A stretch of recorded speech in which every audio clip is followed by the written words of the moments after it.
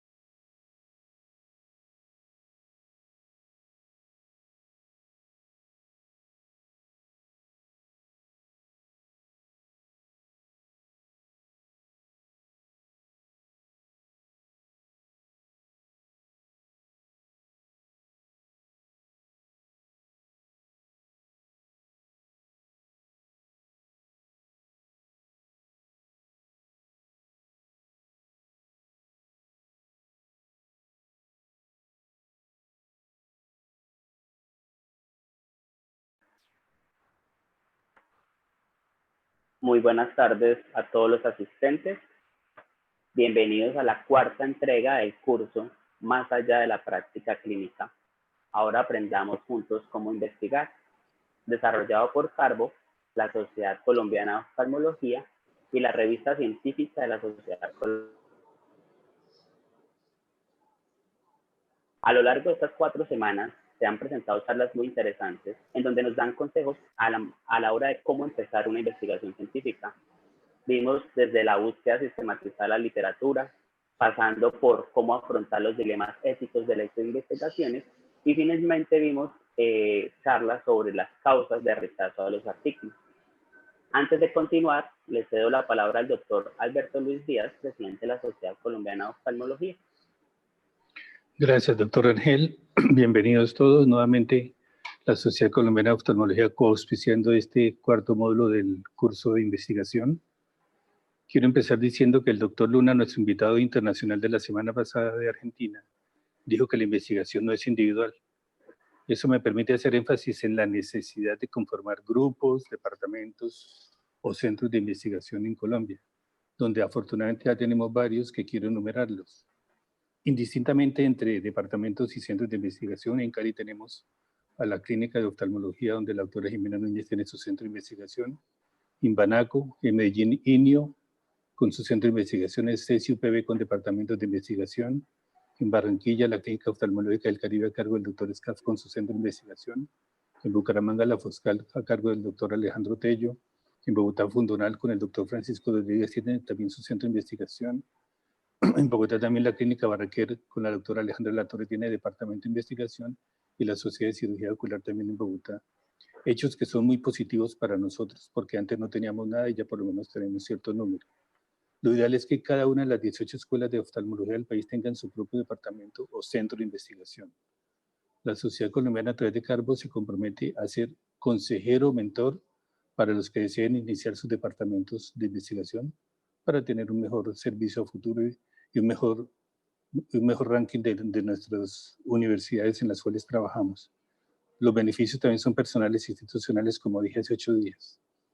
No es más, doctor Carlos Mario, le cedo la palabra para que presente los temas y los invitados de honor del día de hoy. Muchas gracias. Doctor Díaz, muchas gracias. Hoy en nuestra cuarta entrega tenemos el gusto de tener dos invitados, la doctora Shirley Rosenthal de Colombia y el doctor Jaime Soria Viteri de Ecuador. La doctora Shirley es un médico oftalmólogo de la Universidad de Rosario, especialista en epidemiología de la Universidad CES, miembro adjunto de la Sociedad Colombiana de Oftalmología, miembro del comité editorial de la revista científica de la Sociedad Colombiana de Oftalmología y actualmente se desempeña como asesora epidemiológica y oftalmóloga de la Fundación Oftalmológica Nacional. El doctor Jaime Soria Viteri de Ecuador es médico oftalmólogo. Se formó en el Hospital Elías Santana de la ciudad de Santo Domingo de República Dominicana, tanto como oftalmólogo como especialista de retina y vitrio, y ha sido asesor estratégico para Latinoamérica de la Agencia Internacional para la Prevención de la Ceguera. Es profesor de oftalmología e investigación de múltiples universidades en Ecuador, a su vez médico tratante, oftalmólogo y retinólogo de reconocidas clínicas en Guayaquil. A su vez, tiene amplia experiencia como comunicador, ya que ha participado en podcasts de canales como Oftalmocast, tiene canal de YouTube llamado El Ojo, y a su vez ha sido parte o es miembro de múltiples sociedades científicas a nivel nacional e internacional.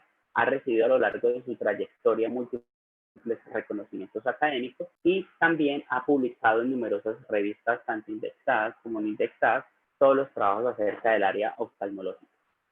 A continuación, va a empezar nuestra primera charla, la doctora Shirley, con el tema denominado Tips para escribir un artículo científico. Adelante, doctora.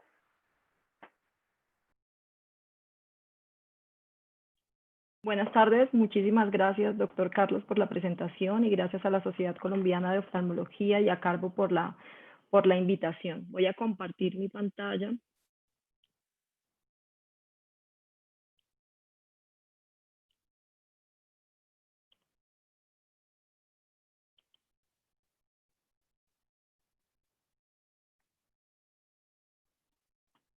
Bueno, yo les voy a hablar sobre algunos tips para escribir un artículo científico. Lo primero que debemos recordar es que es un artículo científico. La OMS y la OPS lo definen como un informe escrito y publicado que describe los resultados originales de una investigación. ¿Por qué publicado? Porque se considera que un experimento científico, por espectaculares que sean sus resultados, no termina hasta que estos resultados son publicados. Los artículos tienen varios objetivos y características. Dentro de ellos, para mí los más relevantes son que pueda transmitir de forma efectiva a la comunidad científica los resultados y debe permitir que cualquier investigador que esté interesado en el tema pueda reproducirlos por su cuenta. La característica fundamental de una redacción científica como tal es que sea concisa y clara. No hay que adornar, dar vueltas a las ideas, porque esto nos puede llevar a malas interpretaciones y es algo que por lo general no le gusta a los editores de las revistas y nos va a alejar de la posibilidad de una publicación. El éxito de la experimentación científica es el resultado de una mente clara que formula claramente un problema, que sabe para dónde va y que así nos va a llevar también a conclusiones claras. ¿Qué es lo primero que debemos hacer? Lo ideal es escoger primero la revista donde queremos publicar nuestros resultados. Podemos tomar los artículos o mirar en dónde están publicados los artículos que utilizamos para hacer la introducción. Y cuando tengamos una revista muy afín con nuestro manuscrito, podemos leer las publicaciones más recientes de esta revista, cuáles son los temas que se están tratando, ver el estilo de los artículos. Otra cosa que debemos mirar es el porcentaje de tasas de rechazo de la revista, que es una información que podemos encontrar en la web, porque hay revistas que tienen tasas de rechazo muy altas, tan altas como mayor del 90%, y pues esto nos puede disminuir la probabilidad de publicación si de pronto nuestros resultados no son de un estudio experimental o pues no es un resultado muy espectacular. Es importante revisar y analizar los requisitos de la revista, de la guía para autores, porque cada revista tiene estilos diferentes y exige requisitos diferentes. Entonces, esto es algo que tenemos que escribir el artículo ya sabiendo en qué revista queremos publicar. Es importante que comprendamos la ética de la publicación para evitar violaciones como el plagio, que es común y es imperdonable, sea voluntario o involuntario. Hay que tener mucho cuidado con esto. Ya la doctora Marta Montenegro nos habló ampliamente sobre este tema. Y por último, les recomiendo que lo disfruten, porque si ustedes ven esta práctica como un trabajo y aparte como un trabajo muy aburrido, pues les va a ser mucho más difícil. Bueno, no es posible hacer como unas recomendaciones que sean universalmente aceptables, pero hay algunos principios básicos aceptados en la mayoría de las disciplinas, que es la idea de darle pues, algunos tips básicos que son bastante aceptados. No necesitamos tener dones especiales para escribir un artículo. Las habilidades que necesitamos las podemos ir aprendiendo en el camino y lo puede hacer cualquier investigador. Lo más importante es que debemos querer hacerlo y como cualquier otra disciplina tenemos que practicar mucho. Esta frase para reflexionar: el que quiera hacer algo conseguirá un medio y el que no lo quiera hacer conseguirá una excusa, y esto es muy frecuente encontrarlo. Luego de tener la voluntad para sentarnos a escribir nuestro artículo, necesitamos conocer cómo es la estructura en la cual nos vamos a organizar para escribirlo. Nos podemos basar en la estrategia IMRD, que ya también fue ampliamente discutida y nos dio a conocer el doctor Oscar en la conferencia anterior.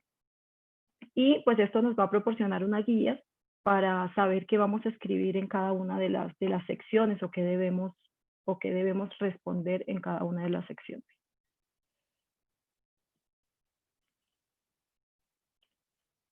Bueno, con respecto al título, el título es muy importante, es más importante de lo que creemos.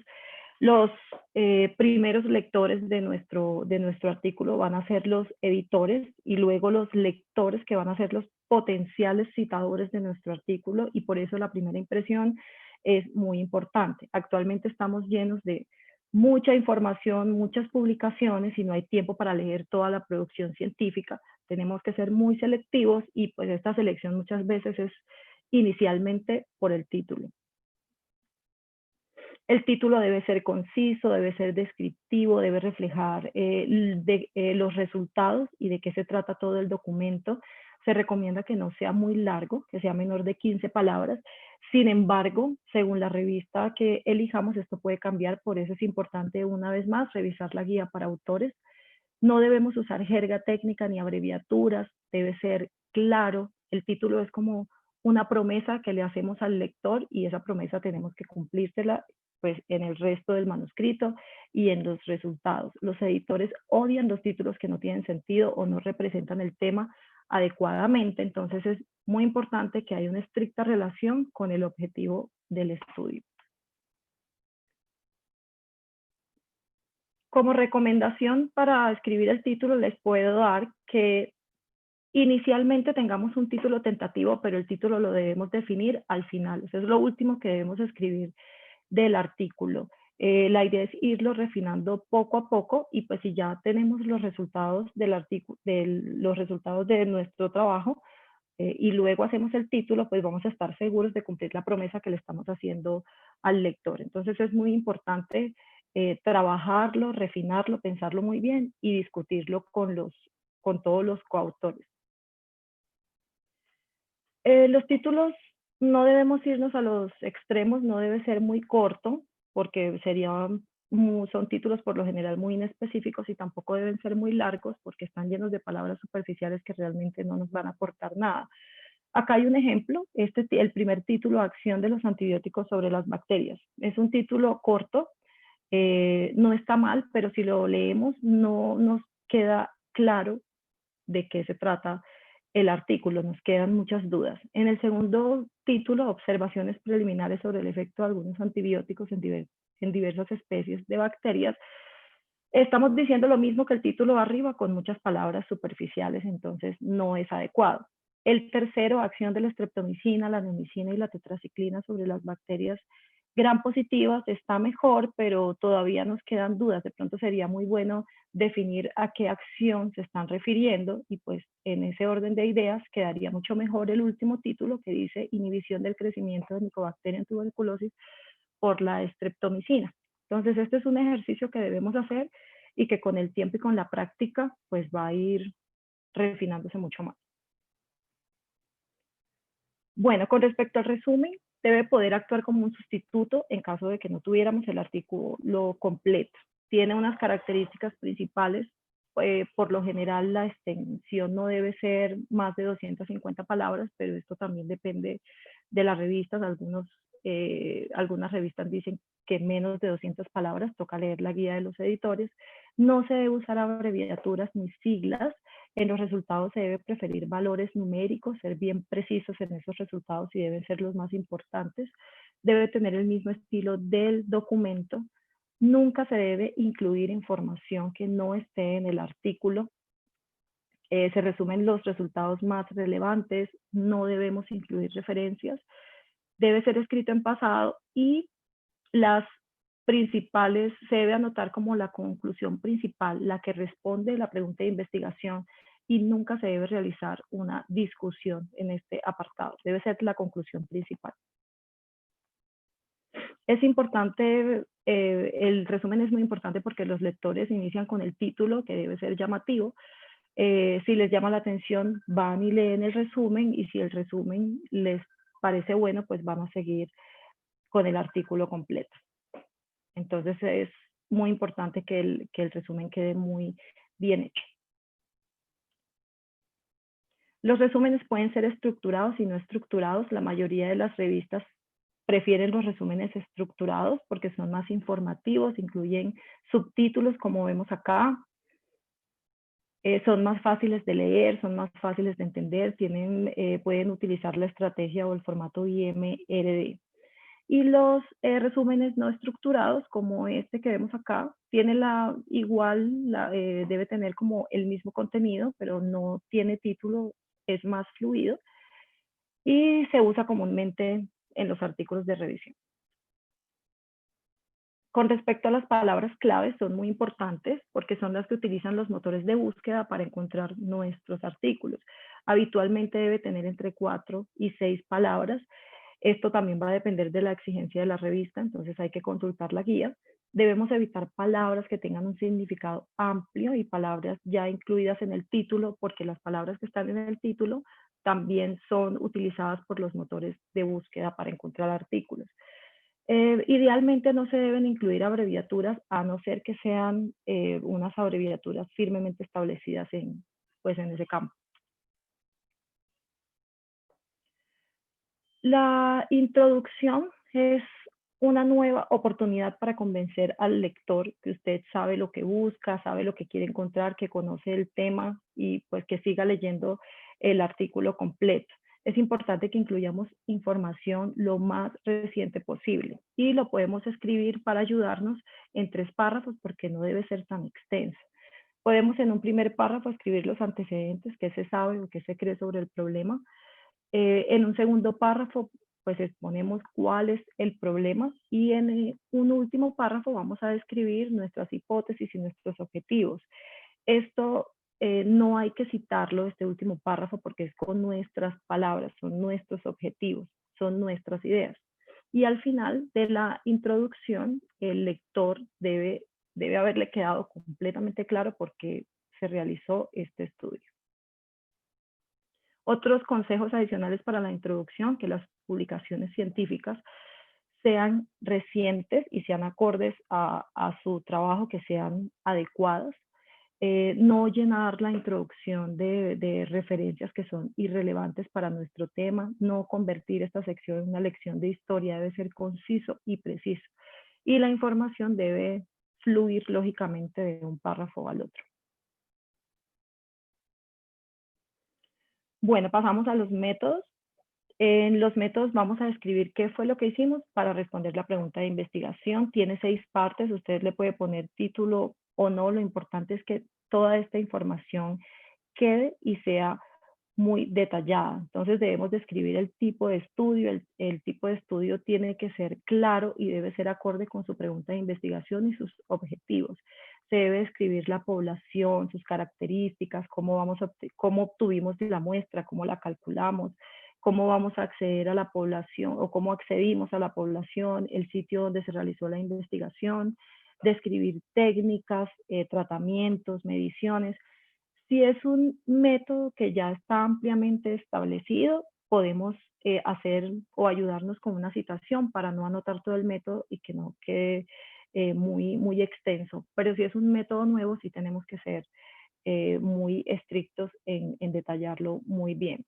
Hay que describir también el análisis estadístico que se utilizó, qué herramienta estadística, y todo esto debe ser acorde a los objetivos. Importante no olvidar las consideraciones éticas y pues debemos también adicionar la aprobación del comité de ética incluso con su número de registro. Una característica fundamental de la metodología es que debe ser reproducible. Como una receta de cocina, debemos dar todos los detalles de cada uno de los pasos y procedimientos que hicimos para obtener esos resultados. Entonces, esto debe tener un orden lógico y no se debe perder ningún detalle. Las revisiones van a criticar si hacemos unos métodos incompletos o incorrectos y pueden recomendar incluso el rechazo por esto, porque la metodología no solo sirve para que sea reproducible, sino para que la persona que está leyendo el trabajo sepa si puede confiar o no en los resultados, si usted hizo las cosas bien o mal. Con respecto a los resultados, en los resultados nos vamos a responder a la pregunta de qué fue lo que encontramos. Debemos primero organizar la información, decidir un orden lógico como si fuéramos a contar una historia. Lo vamos a hacer de forma clara, tratar de hacerlo lo más sencillo posible. Iniciamos describiendo las variables una a una, que es lo que llamamos análisis univariado, describimos la población. Luego podemos describir o anotar las asociaciones entre 2 variables, que puede ser solo relacionar 2 variables si estamos en estadística descriptiva, o la asociación estadística si estamos hablando de estudios analíticos. Y por último vamos a describir o vamos a mostrar los resultados de el análisis de cuando estamos asociando 3 o más variables, que es lo que llamamos un análisis multivariado en estadística inferencial. Hay una gran variedad de tablas y gráficos en la actualidad y es difícil escoger, nos podemos sentir confundidos y no saber cuál es la mejor forma de resumir y presentar los resultados. Usamos figura, usamos tablas, si usamos figura, ¿cuál utilizamos? No hay una respuesta única para responder a la pregunta porque la forma de presentar los resultados depende mucho del tipo de estudio, la pregunta de investigación, la variable, en qué escala está medida esa variable, la cantidad de variables que tengamos. Entonces es algo que se va aprendiendo en el camino y que debe ser guiado por una persona, un investigador que conozca el tema. Sin embargo, pues hay algunas pautas generales que debemos conocer. Esta es una tablita que nos resume un poco qué podríamos utilizar dependiendo si es una variable o más y el tipo de variable. Y pues algunas recomendaciones especiales, evitar gráficos en 3D porque pueden ser un poco confusos o no se entiende muy bien la información. Utilizamos tablas si deseamos enfatizar en los números, utilizamos figuras si deseamos comparar proporciones. Y es muy importante que las leyendas de las figuras y las tablas deban explicarse por sí mismos, tienen que ser muy claras. También podemos utilizar subtítulos para mantener juntos los resultados del mismo tipo, pues esto podría hacer que sea más fácil de revisar y más fácil de leer. Es importante que no dupliquemos información. Si tenemos información en una tabla, no debemos también tenerla en el texto. O si tenemos no podemos tener una misma información en una figura y en una tabla. No se debe hacer interpretación de los resultados, que es muy común encontrarlo. Aquí solamente mostramos lo que se ha encontrado y pues nuevamente tener en cuenta la guía para autores porque las exigencias varían dependiendo de la revista. El objetivo principal de la presentación de sus datos de estudio es que sean claros y que hablen por sí mismos. No podemos permitir que surjan dudas o que encontremos resultados ambiguos. Entonces, la claridad es lo más importante en todo esto. La discusión, pues la discusión es de las partes más importantes del artículo. Pone a prueba la fortaleza científica del investigador, porque es donde vamos a interpretar nuestros resultados. Los revisores tienden a leer el título. Si el título está muy interesante, van a leer el resumen, y si el resumen está muy bueno y les llama la atención, por lo general van a pasar a la discusión. Entonces es muy importante que la discusión y los datos queden muy bien interpretados. Si tenemos buenos resultados y una buena discusión, casi que vamos a asegurar la publicación de nuestro artículo. Pero podemos tener un muy buen trabajo con muy buenos datos y tener una mala discusión, y esto nos va a alejar de la publicación. ¿Qué debemos escribir en la discusión? En la discusión tenemos que elegir los resultados más relevantes que tienen referencia con los objetivos del estudio. Es importantísimo describir las limitaciones. No demos por hecho que ya se sobreentienden, hay que describirlas, hay que identificar errores metodológicos, hay que interpretar luego los resultados, comparándolas con los resultados de otros autores. No debemos ignorar resultados en los que estamos en desacuerdo con otros autores. Todo esto debemos discutirlo. No debemos ocultar resultados si no era lo que esperábamos. Eso también toca mostrarlo y dar una explicación lo más coherente posible. Debemos además describir qué tanto podemos generalizar estos resultados, que es la validez externa, y también podemos identificar necesidades futuras de investigación. Otras recomendaciones generales en la discusión: evitar expresiones inespecíficas. Hay que tratar de ser precisos, mostrar datos precisos. Evitemos las declaraciones que van más allá de los resultados que podemos respaldar. Preguntarnos si hay otra forma de interpretar los resultados y explicar lo nuevo sin exagerar y sin sobreestimar nuestros resultados. Con respecto a la conclusión, debemos indicar si la hipótesis es aceptada o rechazada. Eso es lo más importante. Eso tenemos que escribirlo con palabras directas, breves, muy específicas. Debemos enfatizar en los resultados nuevos, indicar la importancia de nuestro trabajo. Si esto de pronto lleva a cambiar algún concepto, podemos sugerir futuros estudios. En algunas revistas lo encontramos como una sección separada con su propio título, y en otras pues es el último párrafo de la discusión. Entonces toca con la guía del editor definir cómo lo vamos a anotar. Un error muy común es repetir la conclusión del resumen. La conclusión del resumen es pequeña, es la más importante, responde a la pregunta de investigación. La conclusión que va al final de la discusión debe ser un poco más detallada. Bueno, con respecto a las referencias, nos permiten autentificar los datos no originales del trabajo y dar a conocer la bibliografía sobre el tema que tratamos. Es muy, muy importante que sea lo más reciente posible. Aquí digo que no deben superar los últimos 5 años, pero idealmente no debe superar los últimos 2 años, a no ser que las publicaciones tengan una relevancia histórica. Debe citar según la normativa exigida por la revista. Existen más de 30 estilos para citar, pero pues hay unas más frecuentes que otras, pero pues toca que nos fijemos en la exigencia de la revista para definir. No deben ser demasiadas referencias, esto no va a hacer que nuestro artículo sea mejor. Debemos evitar las citas excesivas de una misma región o un mismo autor y no debemos incluir estudios que no estén publicados porque van a ser difíciles de verificar o de revisar por el evaluador. Es muy importante escribir los agradecimientos. Hay que agradecerle a las personas que han contribuido con el trabajo, pero de pronto no han contribuido en la medida de justificar una autoría. Por ejemplo, aquí podemos dar el agradecimiento por una ayuda técnica, que nos hayan ayudado con la redacción, o podemos dar agradecimientos a agencias de financiación si aplica. Al final, cuando ya tengamos todo nuestro artículo escrito, nos vamos a volver a hacer esta pregunta. Estamos respondiendo en la conclusión a la pregunta que formulamos en la introducción y a la expectativa que generamos en el título y en el resumen. Estamos sacando las conclusiones apropiadas a los resultados obtenidos sin especulaciones.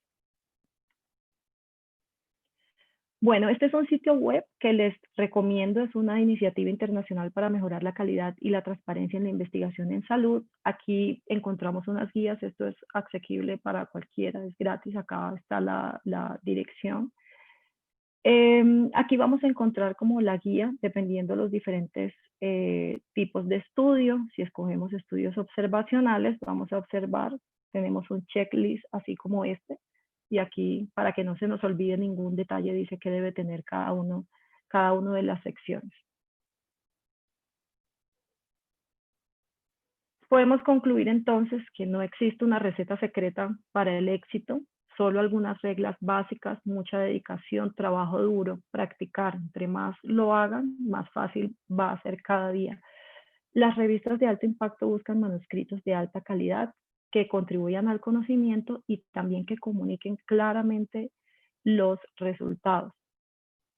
Un buen manuscrito transmite los pensamientos de los autores de manera lógica para que la persona que lo está leyendo pueda llegar a la misma conclusión del autor. Y pues siempre encuentre una manera simple, no se complique con palabras, con adornos. Siempre hay que conseguir una manera simple y concisa de contar su trabajo como una historia. Solo el ejercicio repetitivo de escribir un artículo va a ser la base de la experiencia que necesitamos para hacerlo cada día mejor. Que no nos suceda esto, creo que varios nos podemos sentir identificados en algún momento con esto cuando tenemos que escribir un artículo. Y por último, pues les deseo mucho éxito en ese camino de publicar nuestros trabajos de investigación. No se den por vencidos, hay que insistir y pues saber que nuestro trabajo es valioso, entonces debemos insistir en ello. Muchas gracias. Doctora Shirley, felicitaciones por tan excelente presentación. Les recuerdo a todos los asistentes que pueden formular sus preguntas en el chat y al final de la charla del doctor Soria Viteri estaremos haciendo las preguntas a los expositores y haciendo comentarios. Ahora invitamos al doctor Soria Viteri a compartir pantalla e iniciar su presentación.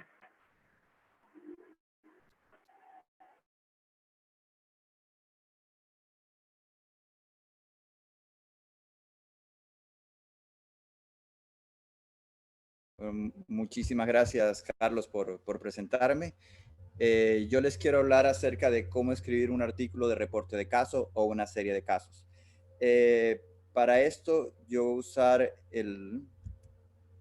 aquí. Ok. Yo para esto voy a tener un único mensaje que les quiero transmitir durante toda la charla. Y el mensaje único es que este es el momento en donde ustedes pueden escribir un reporte de caso o una serie de casos de pocos pacientes y pueden ser publicados en revistas de alto impacto. Ese es el mensaje que quiero transmitir. Ahora, ¿cómo? ¿Y cómo se lo va a hacer? Hablando sobre cómo se escriben los diferentes pasos del mismo, que es la introducción, la descripción del caso, la discusión y cómo escoger qué es un buen caso para publicar. De estas tres cosas, yo les quiero hablar acerca de que en la introducción tienen que saber solo 3 puntos. Vamos a poner aquí 3 puntos que vamos a ir comentando. En descripción del caso es como cuando nosotros describimos o reportamos un caso cuando éramos estudiantes y se lo explicábamos a un profesor. La discusión es contestar la pregunta de investigación. Eso es lo que tú tienes que buscar en discusión, es contestar esa pregunta y generar nuevo conocimiento. Y por último, ¿qué publicar? Vamos a comenzar con eso de aquí. antes de avanzar, sabemos y estamos acostumbrados nosotros los médicos a leer, interpretar y que se publiquen lo que son los artículos de mayor nivel de evidencia, porque ellos tienen mayor asociación de causalidad y menor riesgo de sesgo o menor riesgo de que los resultados puedan ser debidos a otra causa. Después tenemos estudios observacionales, como los estudios longitudinales, corte, los estudios caso-control, los estudios transversales. Y al fin, en la base del nivel de evidencia, tenemos los reportes de caso. Sin embargo, estos reportes de caso pueden tener su utilidad y pueden hacer que nosotros hoy en día cambiemos nuestra práctica. Y voy a dar algunos ejemplos de esto de aquí. Uno de los ejemplos fue cuando en 1981 se reportó por primera vez 9 casos de pacientes con sarcoma de Kaposi en pacientes y con inmunodeficiencia, y se pudo encontrar y demostrar la asociación entre estas dos patologías. Entonces, con un reporte de casos se llegó a nuevo conocimiento. O también cuando en 1993 este medicamento que era contra la anorexia que se estaba usando, comenzaron a haber pacientes que presentaron hipertensión pulmonar que les llevó incluso a trasplante tanto de corazón como de pulmón. Entonces, reportes de casos, en este caso fueron 15 pacientes, en el anterior fueron 9 pacientes, pueden generar un cambio en la práctica en cómo se ejerce la medicina. Ahora, ¿qué es lo que podemos publicar hoy en día con la pandemia que estamos viviendo? Hay cosas nuevas que están apareciendo, como una nueva condición a una nueva enfermedad. Por ejemplo, si tenemos casos de uveitis por coronavirus que podamos demostrarlos. Hace poco se publicó un caso de retinitis, de exudados algodonosos en retinas y vistos con OCT, como era que se presentaban.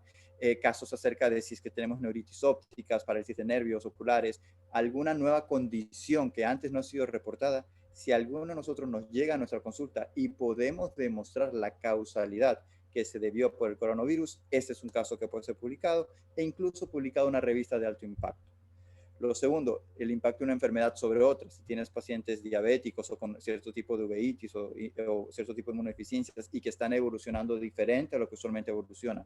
O el impacto de un tratamiento a una nueva condición. Por ejemplo, estabas tú tratando a un paciente inmunosuprimido con uveitis, con inmunomoduladores, y le cayó coronavirus y tú ves que evolucionó diferente, y esto te puede ayudar a interpretar la patología diferente. Son cosas que ahorita son muy interesantes para publicar. Nuevos tratamientos o nuevas herramientas diagnósticas y se están creando, conocidos tratamientos o herramientas diagnósticas para una nueva enfermedad, o sea, algo que ya estábamos usando en una patología, ahora usarlo en otro, como he visto que apareció la ivermectina, la hidroxicloroquina. Entonces están saliendo esas publicaciones. O descubrir una rara o nueva reacción adversa a alguna droga.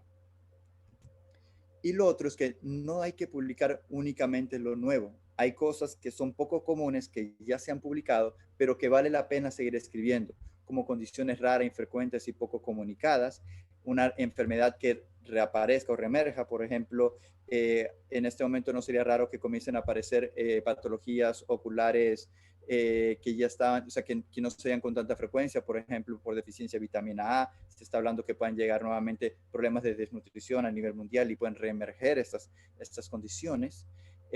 Presentaciones atípicas de una enfermedad común, síndromes de baja prevalencia pero de gran impacto, aspectos psicosociales. Serían estudios muy interesantes ver una serie de casos de cómo están los pacientes en la sala de espera de nuestros consultorios oftalmológicos. ¿Qué impacto, qué estrés social o qué estrés psicológico le está esto generando? O incluso enfoque económico, o sea, el tema de la crisis económica y la atención médica, cómo pueden estar relacionadas, encuestas a tus pacientes, publicarlos. Es información que puede ser muy útil y que puede ser incluso publicada. Estas son las preguntas o los enfoques que en reportes de caso valen la pena ser contestados, o por lo menos que son más atrayentes para las revistas. Ahora sobre la introducción hablemos. Existen ya los guidelines preestablecidos sobre qué normas tiene que tener cada elemento. La doctora explicó muy bien que se usa el formato IMRAD, que es introducción, métodos, resultados y discusión. Usualmente lo de métodos y resultados se une en una área que se llama el reporte de caso, porque en este reporte de caso tú pones la forma en que los métodos que usaste para llegar a ese diagnóstico y los resultados de los exámenes que tuviste. Y en la introducción, aunque son 3 párrafos que tienen que ponerse, sí hay un grupo de cosas que recomiendan que estén escritas, pero yo trato de resumirlo en 3 puntos. Lo primero, poner lo que se sabe sobre lo que vas a investigar. Lo segundo, poner lo que no se sabe. Y lo tercero, la pregunta de investigación que quieres resolver. Usualmente, si tú pones de esta forma y pones lo que no sabes y cómo esta pregunta, este caso que tú estás hablando va a contestar esa pregunta, suele ser el gancho para que el lector quiera seguir leyendo y se quede atrapado en el artículo. Hay que recordar que la introducción, el objetivo que tiene es atraer a que las personas lean el resto del artículo. Y quiero poner algunos ejemplos. Este es un reporte de caso de una conjuntivitis en pacientes con coronavirus que fue publicado hace poco. Este habla acerca de un caso que se presentó en el Diamond Prince, el crucero que estuvo en las costas de Japón. Y este es abstracto, pero creo que hubiera podido funcionar excelente como un artículo como la introducción del artículo, en donde pone que al principio, o sea, que lo que no se sabe es cómo es la transmisión ocular de este virus, ¿ya? Y se sabe que el virus puede estar en las secreciones conjuntivales, ¿ya? Por lo tanto, ellos lo que hacen el reporte de un caso de un paciente que tuvo el virus y que tuvo conjuntivitis, para ver si es que puede estar asociado y si es que ese virus, la pregunta implícita que deja, es si es que ese virus que está en las secreciones conjuntivales puede ser la causa de algún tipo de conjuntivitis. Y de ahí va la reporte del caso. Nuevamente, en las guías describen todas las cosas que tiene que hacer en el reporte de caso. Para nosotros, un reporte de caso, como es un nombre cronológico, cómo fue evolucionando desde el principio y cómo continúa. Tiene que tener también un estilo narrativo. No es simplemente el listar un grupo de signos y síntomas, sino que es contar la evolución clínica del paciente y tener los datos más relevantes, los datos que son importantes para que el lector de diferente nivel de preparación, puede ser un estudiante, un residente o un médico tratante, pueda entender y llegar a las mismas conclusiones que uno llega. De ahí, en la historia clínica tiene que estar completamente definido el motivo de consulta, cuál fue la evolución de la enfermedad y qué antecedentes tenía el paciente. Si se van a hacer exámenes de laboratorio, si están exámenes de laboratorio, las fotografías, tiene que estar la fotografía de la lesión.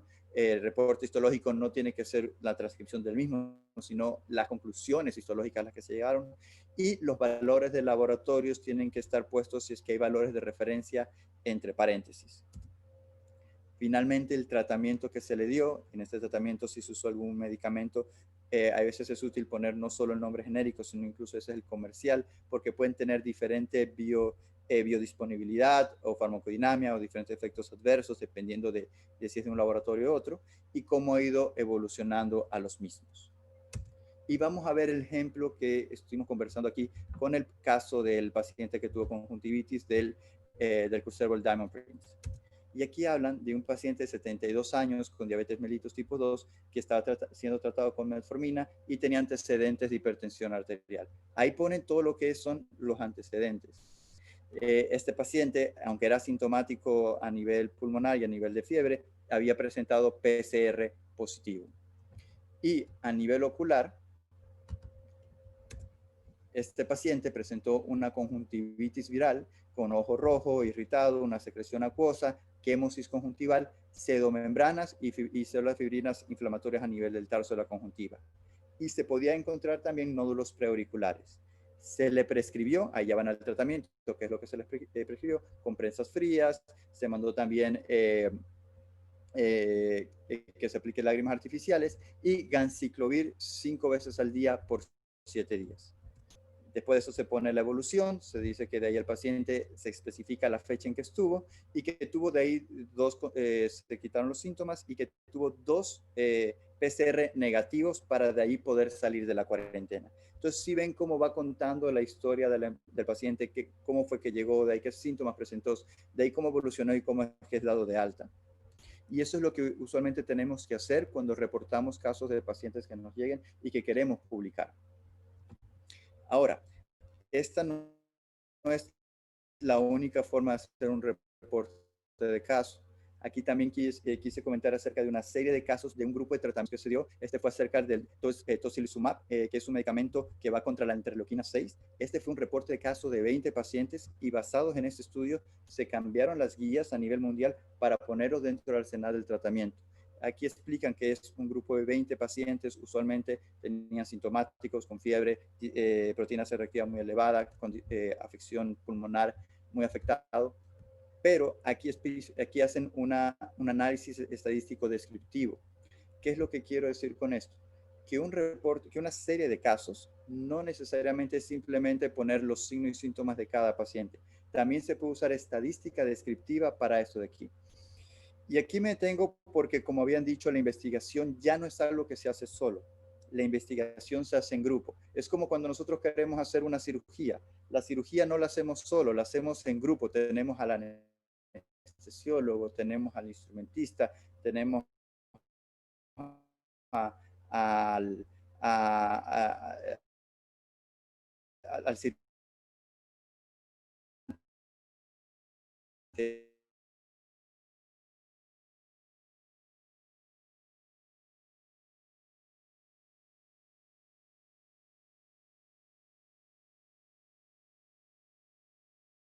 y de expresiones estándar, entre paréntesis, creo que ponen el rango, junto con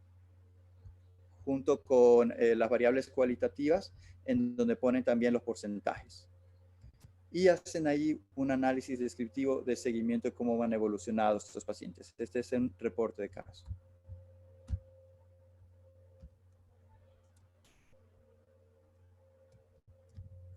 Ok, vamos a seguir. Un poquito cerrado. Y por último, las gráficas. Es muy importante continuar con lo de las gráficas, ¿ya? Y que sean gráficas que realmente quieran explicar lo que tú estás comentando. Se ve claramente como todas las variables biológicas que se miden fueron disminuyendo a partir del día 1 en que se dio el tratamiento. Finalmente, quiero hablar un poco acerca de la discusión. En la discusión también existen estas guías de qué es lo que tiene que llenarse en cada una de ellas, pero lo importante es contestar la pregunta de investigación.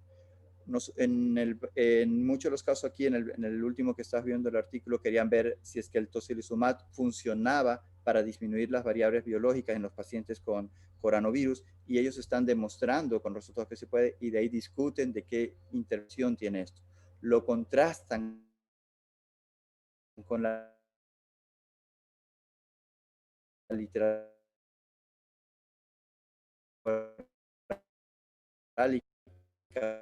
causal, y de ahí encontramos ciertas cosas del conjuntivitis del Prince Diamond. Ellos concluyeron de que esta conjuntivitis era debida al coronavirus, ¿ya? Y ellos dan la recomendación de que el oftalmólogo tiene que ser parte también del equipo que controla este tipo de infecciones. No solo tiene que ser internista, el médico, el imagenólogo, el neumólogo, sino que también tiene que haber un oftalmólogo para, en el caso que aparezcan esos pacientes con conjuntivitis, ellos puedan ayudar a resolver este cuadro. Y finalmente, hablando sobre otro estudio que es muy común, es acerca si es que el virus puede ser contagiado por la conjuntiva. Y esto es muy útil para nosotros los oftalmólogos, que no sabemos si tenemos pacientes que pueden tener el virus y si sus secreciones o sus lágrimas podrían contagiarnos a nosotros. Esta fue la pregunta que se hicieron en este trabajo de investigación. Fue publicado en febrero de este año. Y ellos lo que hicieron fue investigar a pacientes que habían sido positivos. O sea, lo que ellos demostraron fue que los pacientes que tenían SARS, la epidemia que apareció en el 2003, en ellos se había demostrado que el virus podía contagiar por la lágrima. Y dado que el SARS-CoV-2, este virus que tenemos ahora, tiene una similitud genómica de un 82%, concluyen que puede ser también posible que pueda transmitirse por estas mucosas. Esas son las cosas que sabemos, ¿ya? Y lo que no se sabe o lo que se está especulando, ahí dice la especulación, es que esta lágrima o esta conjuntiva puede transmitirnos a nosotros el virus. Por lo tanto, la pregunta que ellos generan es si es que a través de la lágrima de pacientes o del saco conjuntival de pacientes que tengan coronavirus, se puede encontrar restos del virus con lo que es la PCR. Ellos diseñan un estudio, fue hecho en China, en esa universidad, de enero a febrero del 2020. Y ellos lo que hicieron fue estudiar a pacientes que tuviesen coronavirus. O sea, eran pacientes que podían no tener disnea severa, pero que sí ya se había encontrado que estaba PCR, y 2 a 3 días después se les volvía a repetir la muestra de PCR a ver si es que encontraron o no encontraban ARN del virus. Y se anotaron otras variables como desde cuándo comenzaron los síntomas. Estudiaron 30 pacientes, 21 con síntomas leves a moderados y 9 con síntomas severos.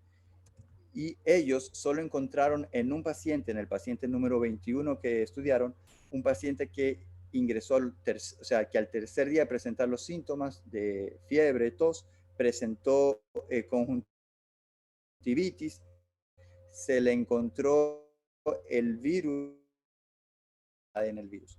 De este estudio es donde se saca que un paciente con síntomas podría ser que esté también teniendo o secretando el virus a nivel de la conjuntiva. Y eso es lo que ponen en su discusión, que aunque solo uno encontraron, pudieron demostrar que se presentaba. Explican que puede ser contagioso. Esta es la parte en donde dan la implicación que podría tener, y algo que ponen característico es que no necesitan que sean cuadros severos o con problemas respiratorios muy grandes, y que otro cosa que también les llama la atención es que usualmente fue al tercer día. Este fue un paciente que llegó tempranamente, ¿no? Finalmente, ellos terminan concluyendo que podría ser causa de conjuntivitis la presencia de este virus.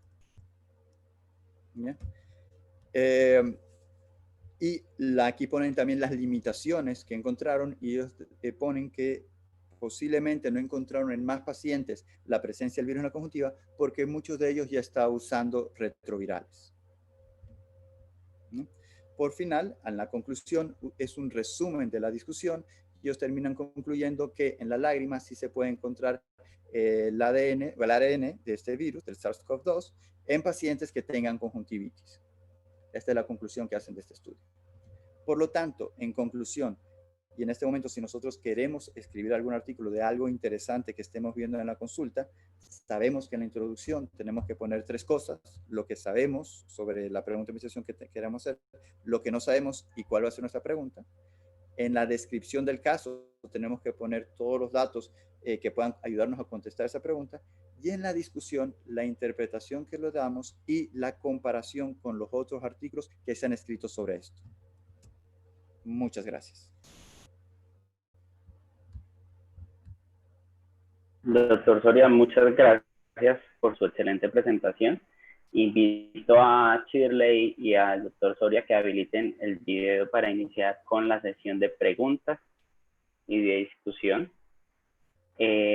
Para la doctora Shirley hay una pregunta del público, el doctor Juan Grise. Él pregunta que si las abreviaturas clásicas conocidas por el público que leerá nuestra literatura como OCT se deberían obviar de igual manera en el título. Habilita el micrófono, Shirley. Ay, perdón. Listo. Las abreviaturas que son ampliamente conocidas las podemos utilizar en el título, pero la verdad yo no las recomiendo. Lo ideal es que escribamos las palabras completas. Esto también depende mucho del estilo de cada revista. Por eso tenemos que leer muy bien toda esta guía de autores, porque no todos los editores piensan de la misma manera. Entonces, digamos que se puede poner porque es ampliamente conocida, pero no es lo más recomendable. Ok, perfecto.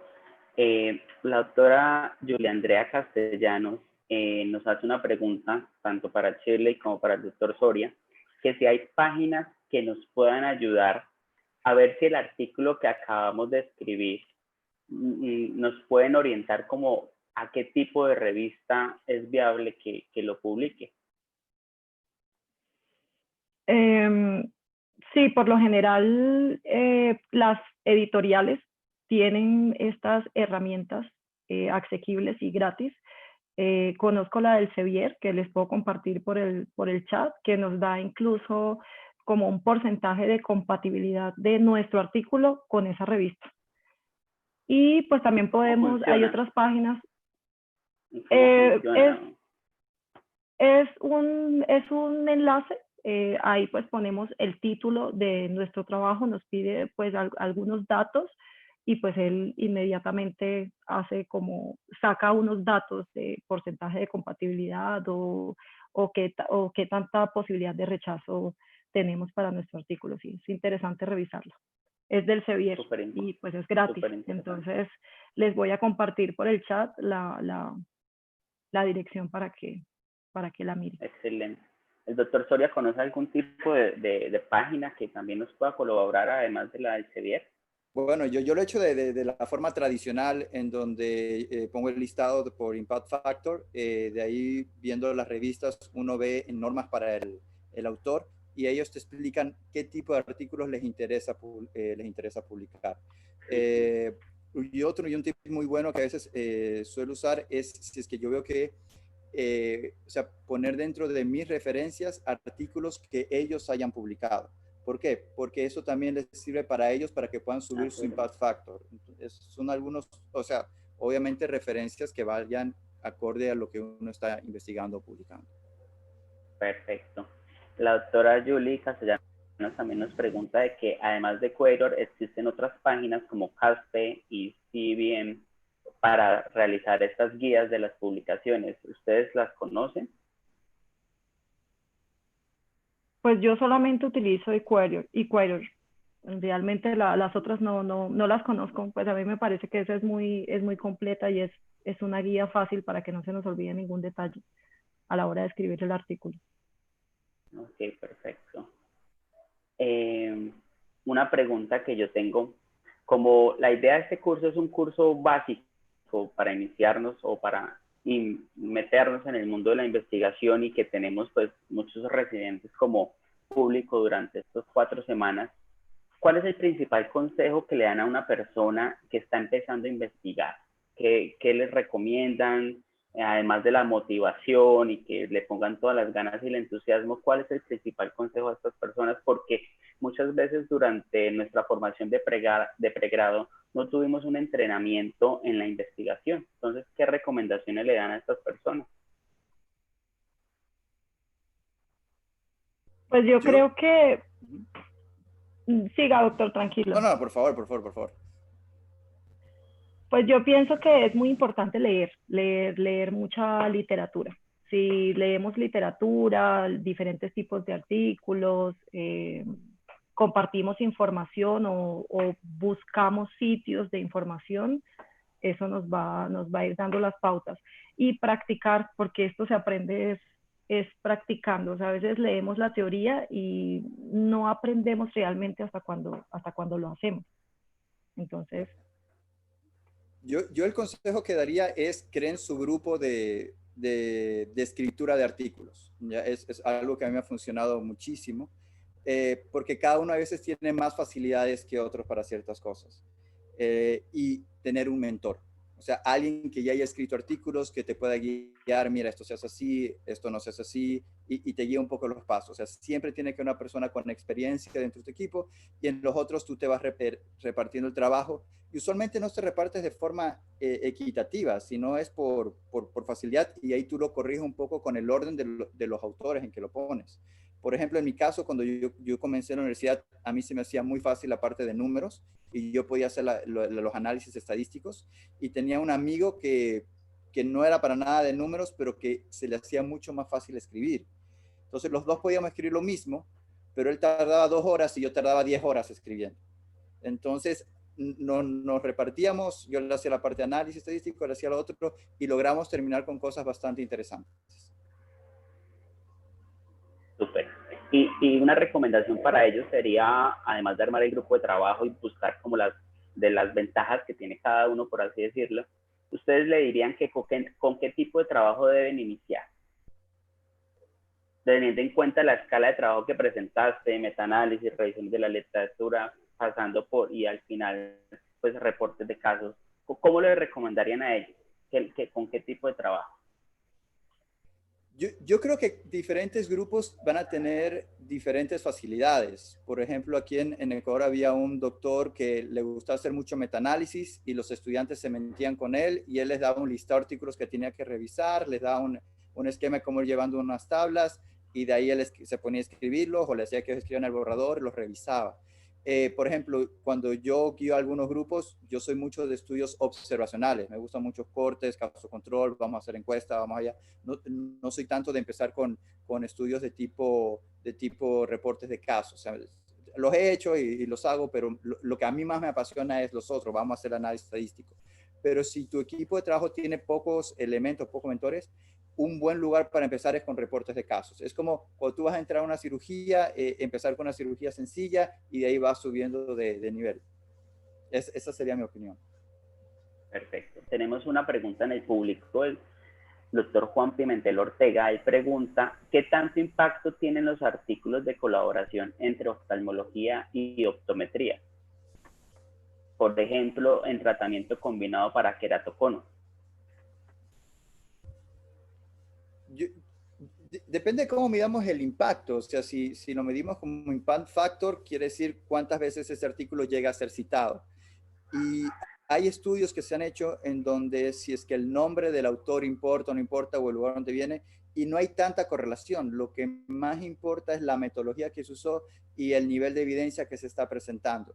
Si es que llegase a ver esa asociación y hacen un excelente trabajo que puede dar conocimiento nuevo hacia nuestra carrera, debería ser un trabajo bienvenido.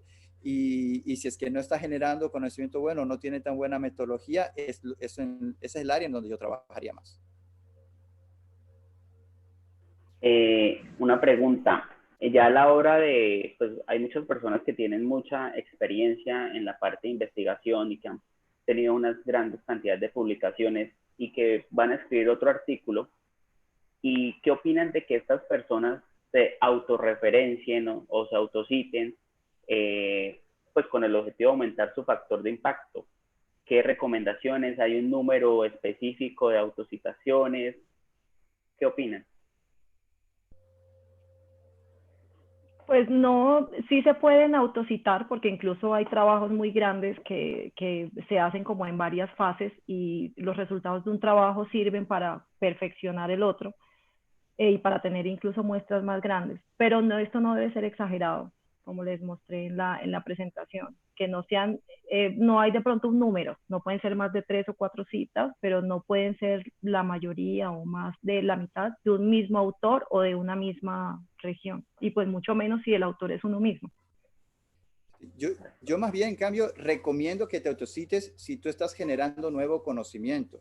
Si, por ejemplo, si tú estás especializado en queratocono, en tal tipo de tratamiento, y cada vez estás sacando nuevos estudios y más, y están usando como base a los estudios previos que tú generaste, está muy bien autocitarse. Yo lo vería mal si es que tú te autocitas solo con la única finalidad de tener más citaciones de artículos previos tuyos, o sea, y que no esté casi justificado y como que está rebuscado poner allí esa referencia bibliográfica. Ahí yo diría, no le encuentro sentido. Pero si es que tú construyes conocimiento sobre tus artículos previos, lo veo muy válido autocitarse. Claro, perfecto.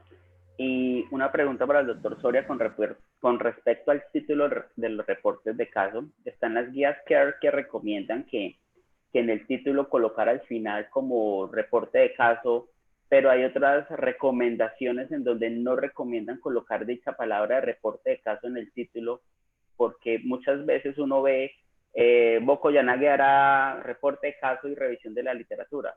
¿Qué opinión tiene al respecto? Bueno, yo lo que yo creo es que hay que saber cómo es que funciona el título. Y hay diferentes títulos. No es lo mismo un título para un trabajo de tesis universitario, que ahí esos son títulos súper largos y que tienen que tener toda la terminología y que no es aplicable ponerlo por un artículo. Y la otra es el título para un artículo que tiene dos funciones. La primera es que sirva de gancho para el lector. Y aquí menos es más. Mientras más corto sea, más atrayente sea, más específico sea, como decía la doctora Shirley, es que cumplas lo que prometes, es mejor. Y lo segundo es cómo funcionan los buscadores, porque los buscadores le van a dar una importancia a tu título, otra importancia le van a dar tus palabras claves, otra importancia le van a dar a tu abstract y otra importancia le van a dar al cuerpo de tu artículo. Si tú crees que las personas cuando buscan esa información dentro de sus términos claves van a poner la palabra reporte de caso, yo lo pondría en el título, porque haría que mi artículo salga antes que los otros. Si no, posiblemente no lo ponga en el título, pero dejaría claro de que se trata de un reporte de caso para que la persona que vaya a leer el artículo sepa también qué tipo de publicación es. Perfecto. ¿Alguna otra pregunta por parte de los expositores? ¿Algún comentario que nos quieran dejar a la audiencia, a los asistentes? ¿Recomendaciones? Yo diría que la principal recomendación es que el primer artículo es el más difícil. Tú crees que vas a tardar 1 o 2 semanas y de repente son 1 o 2 meses. Tú crees que has escrito una joya y otro te lo lee. Recuerdo el primero que escribí, se lo dio a un amigo que trabaja en investigación y él lo ve y dice, ¿en serio? O sea, usó este término, parece de colegio, o sea, y de allí cuando tú lo vuelves a leer y te das cuenta que usaste muletillas, escribiste de la forma en que tú hablas y todo eso, y son cosas que se van puliendo. El primer borrador es para ti, y ese y tú lo cambias y todo eso, y a partir del segundo o tercer borrador se lo muestras a tus amigos o gente de confianza, a tus profesores.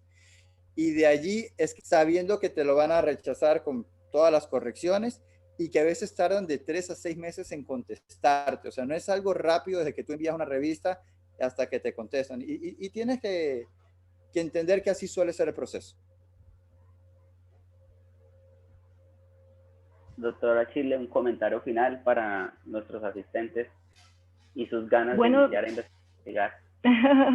de acuerdo con el doctor Jaime con que toca dar a revisar el manuscrito a otra persona, porque sí sucede eso, que creemos que es espectacular y de pronto tenemos muchos errores, incluso alguien que sea una disciplina diferente o incluso que no sepa de medicina, para que nos ayude un poquito a mirar si sí estamos siendo claros con lo que estamos escribiendo.